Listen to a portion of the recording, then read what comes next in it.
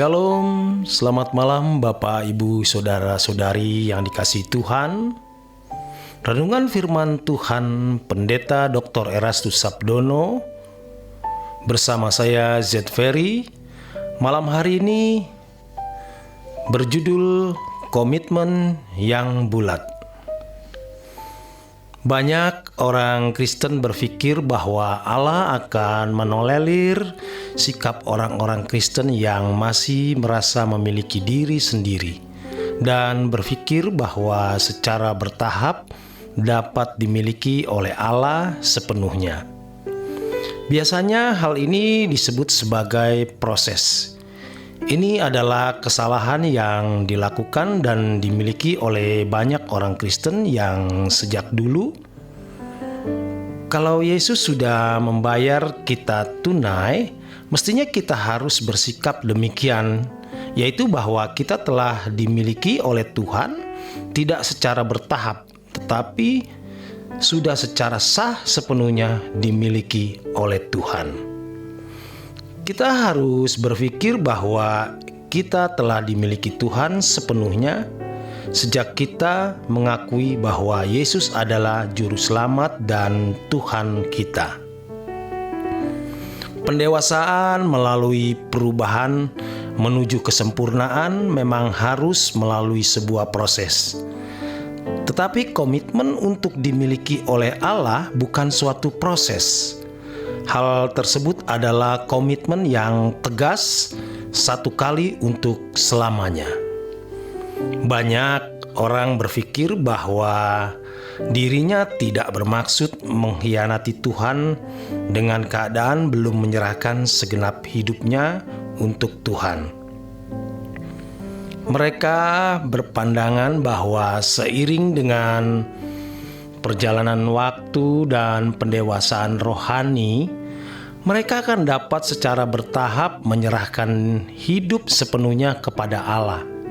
Itulah sebabnya mereka tidak berani membuat komitmen yang bulat, tidak menyerahkan segenap hidupnya untuk Tuhan.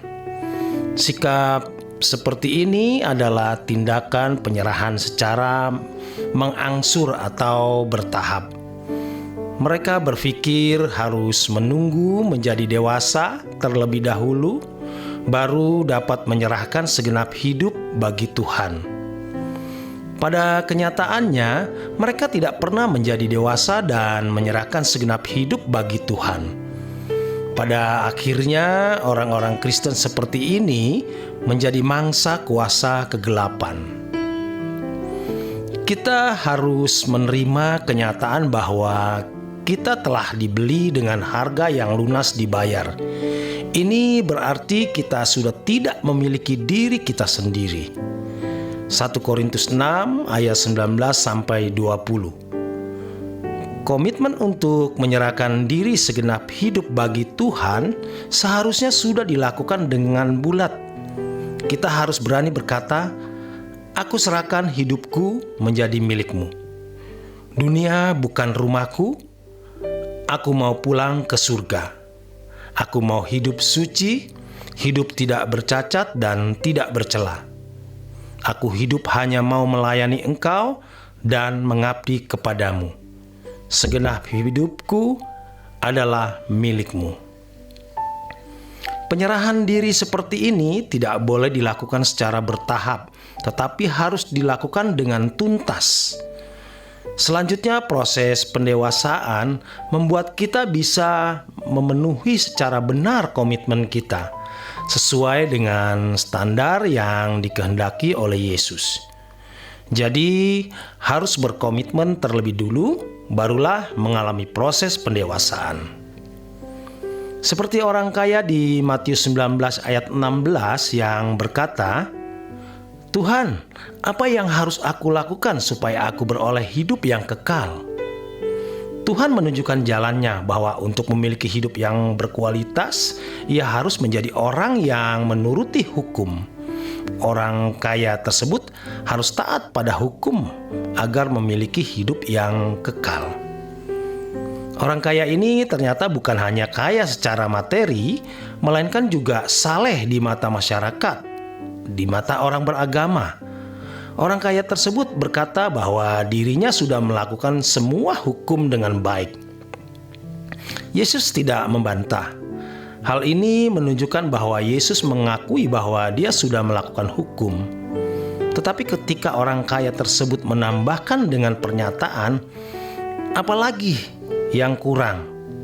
Tuhan melihat dia menginginkan porsi yang sempurna.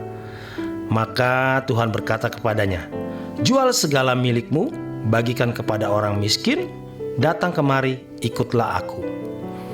Orang kaya tersebut harus melepaskan segala miliknya dan membagikannya kepada orang miskin.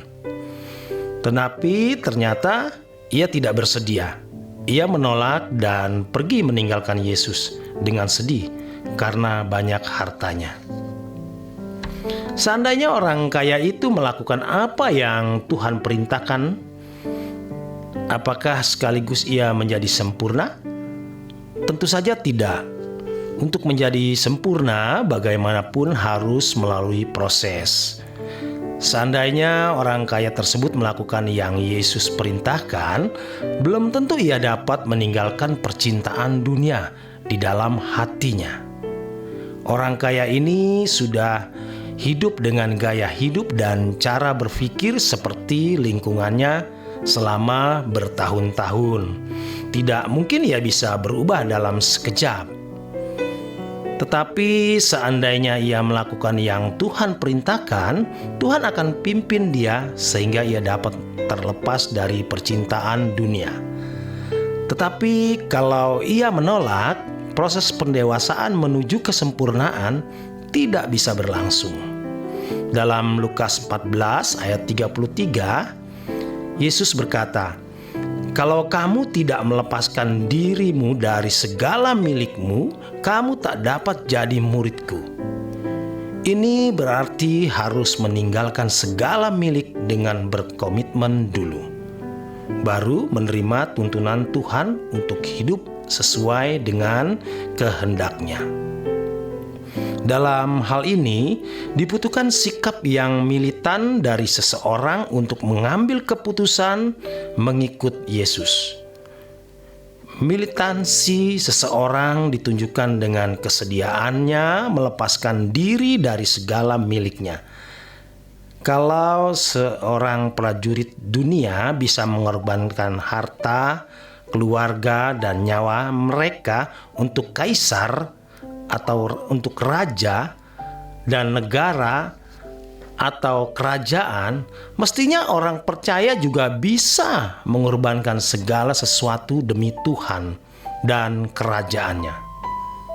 Orang percaya yang membela Tuhan dan kerajaannya pasti juga mengalami pembelaan dari Tuhan. Demikian kebenaran firman Tuhan.